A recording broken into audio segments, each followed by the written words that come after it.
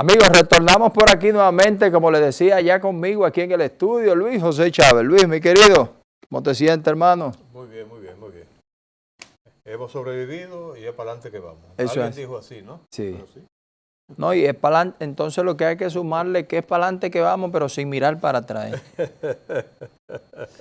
¿Qué tú dices? Mira, nada, yo creo que debemos sentirnos agradecidos de Sí. que finalmente fuimos sometidos a la prueba de la presencia de la incursión en el país de primero tormenta y luego huracán categoría 1 Fiora. Sí. Llegó, afectó una parte del territorio nacional, especialmente la región este, Sí. la zona turística. La zona turística de Punta Cana, específicamente la provincia de Higüey, en sentido general la provincia de Atomayor, del Ceibo. Luego afectó también Samaná. Fueron las áreas más impactadas por la presencia de ese fenómeno atmosférico. Y el balance, claro está, lamentable, porque a fin de cuentas ya en las primeras evaluaciones, en los primeros inventarios que se han realizado, se ha establecido que hay mucho daño, especialmente daño material. Puentes, el sistema eléctrico, viviendas, afectada también la foresta, por lo menos eso reportaban los representantes del sector turístico de Punta Cana, que decían, bueno, muy poco impacto material en las instalaciones físicas, pero sí daño, por ejemplo, a la foresta. Sí. Ustedes saben que el turismo tiene mucho que ver con el entorno ambiental, con la naturaleza que forma parte del ambiente turístico. Claro. Entonces eso sufrió daño. Pero hay que decir que en términos de víctimas humanas, como tú decías, Sí. prácticamente lo mínimo que podía esperarse. Sí. Y en algunos casos por imprudencia, personas que defendiendo sus propiedades, y hay que entenderlo, porque esas son circunstancias en las que uno no mide las consecuencias, pero ciertamente que se arriesgaron, que corrieron riesgos y por eso realmente vinieron consecuencias fatales como las que ya se han registrado con nombres y apellidos.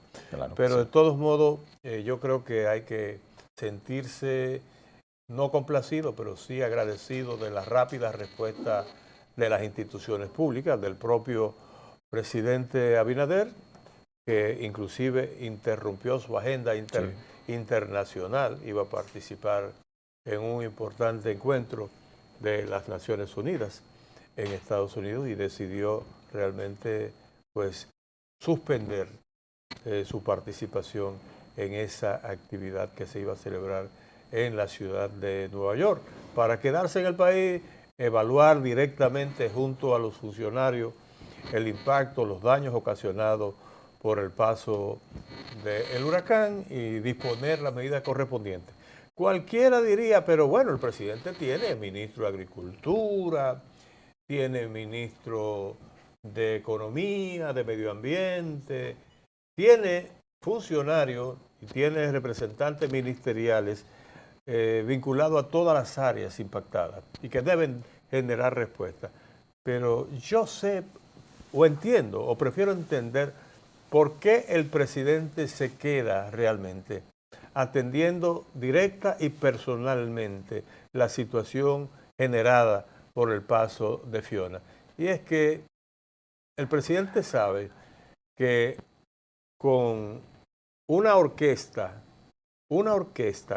con todos sus instrumentistas, con todos sus músicos, siempre hace falta el director. Claro que sí. El director de la orquesta para afinar mejor la instrumentación musical. Esto lo he dicho un tanto en forma realmente hiperbólica, pero ciertamente esas órdenes que da el presidente, esas medidas que anuncia, que no las puede dar ningún ministro. No, claro, nada. Cuando él dice, nos comprometemos, vamos a hacer esto, está evidentemente entendiéndose que el presidente está calculando con cuáles recursos del presupuesto nacional puede contar. Eso no lo puede hacer ningún ministro en particular.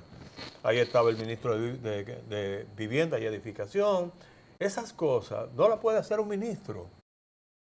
Porque si el presidente dice que hay que reconstruir una zona devastada o afectada duramente, pues lógicamente él sabe de dónde va a movilizar los recursos necesarios para tomar esas medidas. Y eso también en el plano de la salud. De manera que... Luis, perdóname, te interrumpo ahí, Luis, porque es que hay algo que aquí no se puede negar. Esto sabe el pueblo que es República Dominicana, hermano.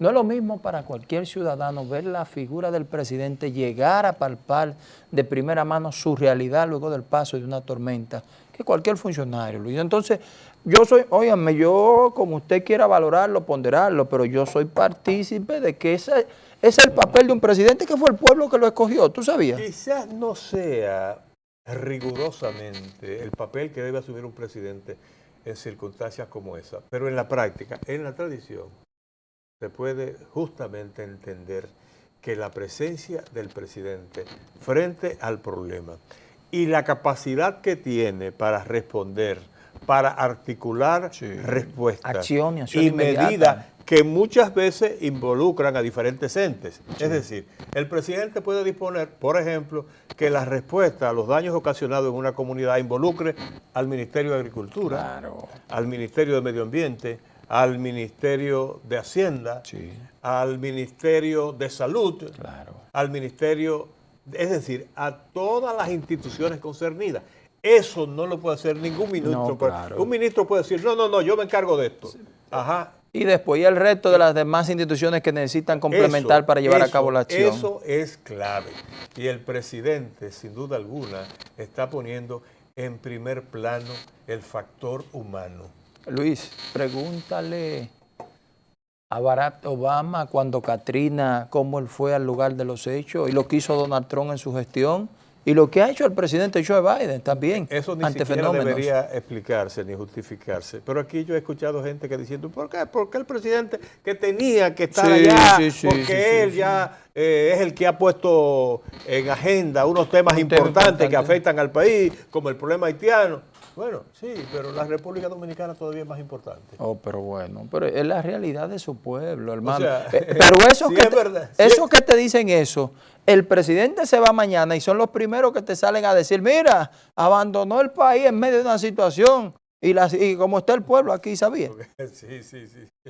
Esos son los primeros que se... Entonces, yo te digo, si tanto hablamos nosotros del modelo norteamericano, que los americanos, que esto, pero mira lo que hacen los presidentes de los Estados Unidos ante cualquier situación. Se trasladan al lugar y, como bien tú dijiste, con todas las infraestructuras gubernamentales para actuar de inmediato, obra, respuesta de asistencia social y todos esos temas que, óyeme, es algo inmediato que ante situaciones, por poquita que se vean, Luis José, pero tú le preguntas a cualquier ciudadano de esos, que su casa se le llevó todo el zinc que tenía, que se le mojaron sus enseres, lo poquito que hayan podido adquirir, su cama y demás. Mira, no van a entender lo que esos dicen que el presidente debió de ir a atender su agenda internacional, ¿tú sabías? Mira, también me llamó la atención una declaración de una importante autoridad del sector agropecuario. Sí. No solo porque fue ministro de Agricultura y porque es un profesional con un ejercicio muy extendido en el sector agropecuario, sino porque además es una de las figuras de mayor jerarquía en el liderazgo agropecuario del país, específicamente refiriéndome al sector privado. Me refiero a yo creo que con esa descripción que tú has dado, todo el mundo sabe que eso es Osmar Benítez, ¿no? ¿Verdad? Osmar Benítez. Me refiero a Osmar Benítez. Él dice lo siguiente: los niveles de autosuficiencia en la producción agropecuaria convierten a la República Dominicana en un país modelo en la región, porque están garantizados los principales productos de consumo de la canasta básica. Luis, precisamente yo te interrumpía cuando tú ibas a dar detalles sobre las declaraciones que dio para mí, como ya tú lo dijiste, uno de los conocedores a plenitud de lo que es el sector agropecuario público y privado en República Dominicana, quien es Osmar Benítez, Luis. Mira, yo estoy citando unas declaraciones que ofreció Osmar Benítez en el periódico Hoy, una entrevista que le hizo la periodista Leonora Ramírez. Muy buena entrevista, por cierto, a una página completa. En esa conversación ante el país, Osmar Benítez habla de los diferentes renglones de la producción alimenticia de la República Dominicana que están garantizados en términos de abastecimiento para el mercado dominicano. Y eso es importante para mí porque lo está diciendo una persona con suficiente credibilidad y con suficiente equidistancia frente al gobierno para que no se pueda considerar que está actuando por simple complacencia. Cierto, cierto. Y además, porque esa es una respuesta a voceros, lamentablemente, de la oposición, que en interés de presentar la justificación de sus propuestas y de sus promesas para el futuro en términos electorales, son capaces de desbaratarlo todo o desconocer todo lo que está pasando en el país. Es más, hasta de desconocer el contexto en el que está viviendo la República Dominicana después de la crisis de la pandemia, que lo afectó todo, fue casi un año y tanto, con una parte importante de la actividad económica y productiva paralizada, y luego por el efecto desde el punto de vista de la inflación general que ha producido a nivel internacional del conflicto Rusia-Ucrania. Todo eso nos ha impactado y la verdad es que no ha impactado tanto como al resto de los países del mundo, especialmente de América Latina.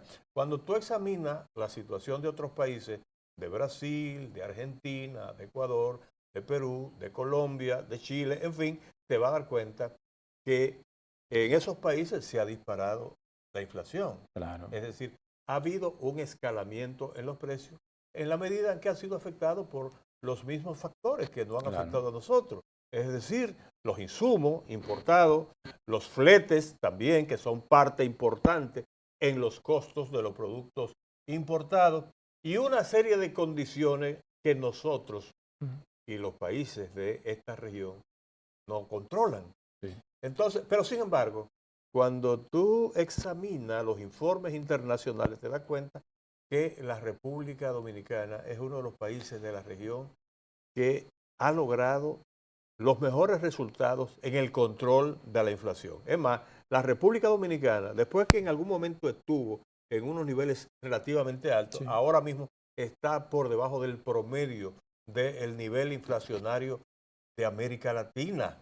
Luis, perdóname que es necesario interrumpirte. Yo creo que tú debes de volver a ese comentario acuñado con la introducción que tú has hecho. ¿Quién ha dicho esto? Un técnico del sector privado y un conocedor real del sector agropecuario. Es decir, mientras, por ejemplo, los voceros de la oposición lamentablemente están pronosticando una gran catástrofe para el país, a pesar de que la República Dominicana, frente a las pruebas, a los desafíos más grandes que ha afrontado este país en las últimas décadas, ha sacado las mejores notas. No porque lo decimos nosotros, no porque lo proclama el presidente de la República, sino porque lo han reconocido los organismos internacionales que evalúan y miden la evolución de la economía dominicana. Fondo Monetario Internacional, Banco Mundial, la Comisión Económica de América Latina, CEPAL, y en algunas áreas especializadas, la Organización Mundial de la Salud, el Consejo Mundial, la Organización Mundial de Turismo. Todos le han reconocido a la República Dominicana el mérito de haber encabezado no solamente América Latina, sino realmente casi el mundo en la efectividad con que ha logrado manejar el problema de la pandemia primero y luego el problema de la inflación, o por lo menos cómo ha logrado la proeza de convertirse en uno de los primeros países del mundo en recuperar sus principales sectores económicos, comenzando por el turismo, que es precisamente el buque insignia de la economía dominicana. Es más, la locomotora que arrastra los vagones de prácticamente todos los sectores productivos de la República Dominicana, porque está realmente entrelazado con con las más importantes actividades económicas. Transporte, construcción, sector agropecuario, comercio, en fin. Todos los sectores de la economía dominicana tienen un vínculo directo con el turismo, aunque a la hora de medir el impacto del turismo en el PIB, en el Producto Bruto Interno, resulta que la construcción impactada muy generosamente por el turismo, registra el mérito del crecimiento que registra el sector. Claro. Pero sin esas 14 o 15 instalaciones que se están construyendo en Punta Cana y en otros destinos turísticos del país, lógicamente la construcción no presentaría esa cifra, pero además con la gran cantidad de obras públicas que está realizando el gobierno, que también es un factor que viene de una acción que tiene su responsabilidad directa en el gobierno, las viviendas que se están construyendo. Es más, uno habla de estas cosas y dice, es que se está haciendo esto, y se terminó la carretera, por ejemplo, de la carretera turística Santiago-Puerto Plata, y se está avanzando en la carretera Enriquillo-Barahona, Enriquillo-Pedernales, y se está trabajando y se está prácticamente terminando la carretera de Atomayor, y se están haciendo tantas y tantas obras que no debían ser parte precisamente del inventario de realizaciones del gobierno, porque sencillamente se supone que la gran prioridad que debía tener el gobierno era enfrentar y resolver el impacto de la pandemia, que era un problema humano, fundamentalmente humano. Y sin embargo, ese factor no ha sido descuidado. Lo que sí se ha logrado es que el gobierno ahí fue que se sacó ha buena hecho nota. una gestión eficiente del presupuesto público. Ha mejorado la calidad del gasto público para, como ha dicho el presidente, ahorrar donde no es necesario, para invertir donde es prioritario. Y esa es la combinación que ha hecho posible que cada vez que se anuncia, cada vez que hay una situación y se requiere el aporte del gobierno, ahí están los recursos. Bueno, también se va a decir, bueno, pero también ha tenido que acudir al endeudamiento. Claro, ahora eso es un mérito. Tener capacidad de endeudamiento y lograr, por ejemplo, la confianza de los organismos bilaterales o multilaterales de financiamiento internacional. Eso también es un mérito, porque la República Dominicana ahora mismo tiene una de las economías más sanas de América Latina.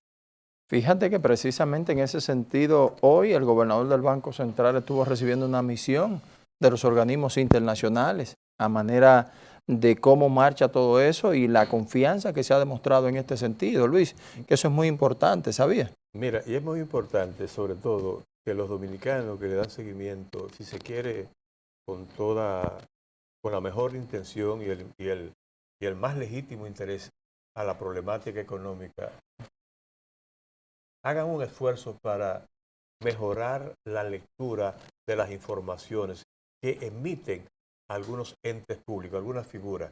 Por ejemplo, aquí se desestimó e inclusive prácticamente se negó lo que había ocurrido en materia de crecimiento económico en el año 2021, cuando se habló de que la República Dominicana había logrado una de las más altas tasas de crecimiento económico del mundo, con un 12.3%.